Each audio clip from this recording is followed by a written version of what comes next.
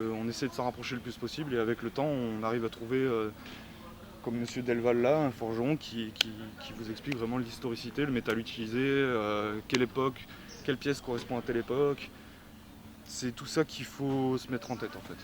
Donc c'est un travail de recherche historique et il faut connaître les forgerons, les bons forgerons en fait.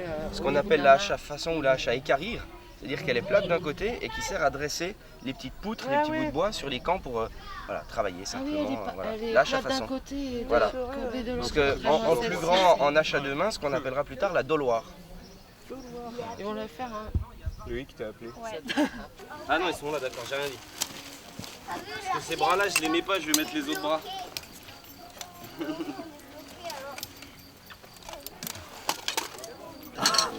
Et du coup, si tu veux, je préfère éviter tout ce qui est vraiment trop. Si j'ai mes grands liens, puisqu'il ne peut pas mettre ma ceinture, mes porte-jartelles pour tenir. Oui, porte-jartelles, pour tenir mes jambes d'armes. Est-ce que tu as les liens que je croisais dans le dos?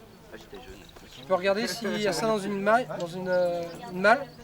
et à ce moment-là, il remet mon ancien système pour tenir les jambes d'armes.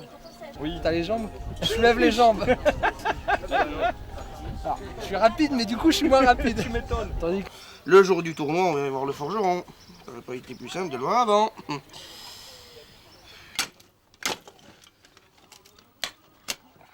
Bon, après, s'il fallait vraiment faire une opération sur un combattant, je serais peut-être un peu en difficulté quand même, parce que mes outils de précision sont assez approximatifs.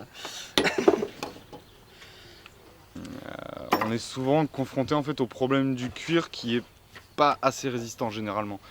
Donc faut refaire pour que ça tienne en fait. Le cuir est, je dirais pas bas de gamme, mais il pète assez facilement. Donc on est bien content quand il y a Loïc dans les parages pour nous refaire les pièces d'armure. Ah ça, sur les tournois, il y a tout le temps un petit peu de casse au niveau matériel. C'est pour ça que c'est pratique d'avoir le forgeron sur place. Là, moi, je fais 70 kg, je monte à 100 kg avec mon armure. Mine de rien, la dernière fois, voilà, un pote de là-bas, on a fait du 2 contre 2, je me suis amusé à prendre mon épée comme ça, je l'ai chargé. Ah ouais, je l'ai fait tomber. Mais une fois que t'es lancé, croche-pied, j'ai fait 2 mètres de vol plané, le casque qui est là planté dans la terre. Et t'es là, bon, on va attendre 2 minutes, hein, le temps que je récupère. Et puis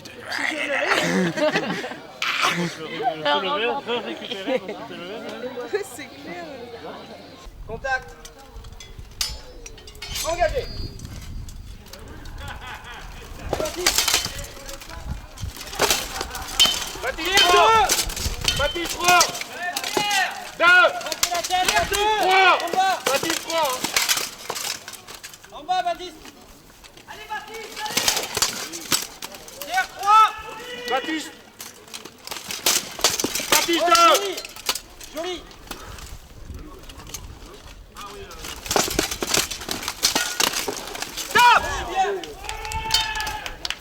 La semaine dernière, j'étais au championnat international mondial au Portugal. On a passé une semaine vous dites une semaine de ouf, nous c'est une semaine de fou.